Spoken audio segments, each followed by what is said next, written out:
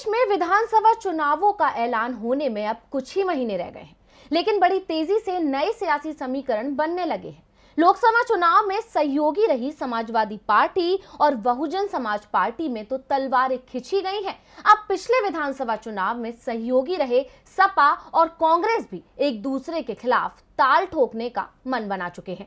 प्रदेश कांग्रेस अध्यक्ष अजय कुमार लल्लू ने साफ कह दिया है कि सपा के कारण पार्टी को नुकसान उठाना पड़ा और कांग्रेस सपा से गठबंधन के मूड में नहीं है।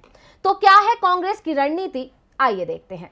पिछले कुछ दिनों से ये आशंका जताई जा रही थी कि बहुजन समाज पार्टी के कुछ विधायक समाजवादी पार्टी में शामिल हो रहे हैं, जिस पर अब बसपा सुप्रीमो मायावती ने अपनी चुप्पी तोड़ी और बुधवार को ट्वीट कर कहा, इन विधायकों को काफी पहले ही सपा और एक उद्योगपति से मिली भगत के कारण राज्यसभा के चुनाव में एक दलित के बेटे को हराने के आरोप में बसपा से निलंबित किया जा चुका है।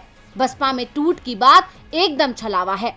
मायावती ने सपा को आड़े हाथों लेते हुए लगातार 5 ट्वीट किए। उन्होंने कहा, सपा अगर इन निलंबित विधायकों के प्रति थोड़ी भी ईमानदार होती तो अब तक इन्हें अधर में नहीं रखती। उनको यह मालूम है कि बसपा के यदि इन विधायकों को लिया तो सपा में बगावत और फूट पड़ेगी, जो बसपा में आने को आतुर बैठे हैं। बसपा अध्यक्ष मायावती ने कहा, ये जग जाहिर है कि सपा का चाल, चरित्र और चेहरा हमेशा ही दलित विरोधी रहा है, जिसमें थोड़ा भी सुधार के लिए वह कतई तैयार नहीं है। इसी कारण सपा सरकार में बीएसपी सरकार के जनहित के कामों को बंद किया। खासकर भदोई को नया संत रविदास नगर जिला बनाने को भी बदल डाला गया था, जो अति निंदनीय कदम था। बसपा अध्यक्ष मायावती ने अपने आखिरी ट्वीट में फिर दोहराया, बसपा के निलंबित विधायकों से मिलने आदि का मीडिया में प्रचार करना मंगलवार को किया गया सपा का नया नाटक यूपी में पंचायत चुनाव के बाद अध्यक्ष और ब्लॉक प्रमुख के चुनाव के लिए की गई पैंतरेबाजी ज्यादा लगती है। यूपी में बसपा जन आकांक्षाओं की पार्टी बनकर उभरी है, जो जारी रहेगा।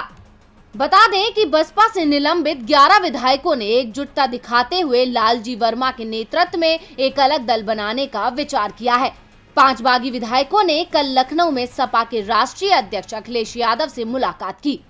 बसपा के कुल 18 विधायकों में 7 को पार्टी ने निलंबित कर दिया था और 2 को निष्कासित कर दिया गया है। इसके बाद मंगलवार को अखिलेश यादव से मिलने गए बसपा विधायकों की अगुवाई श्रावस्ती के विधायक असलम रायनी ने की। उन्होंने दावा किया कि जल्द ही वे बसपा से हाल ही में निष्कासित किए गए लालजी वर्मा के नेतृत्व में नया दल बनाएंगे। उनके साथ पार्टी के 11 विधायक हैं। अब समाजवादी पार्टी इस पूरे मामले पर क्या प्रतिक्रिया देती है और अधर में लटके हुए निलंबित विधायकों को पार्टी में शामिल करती है या नहीं, ये देखने वाली बात होगी।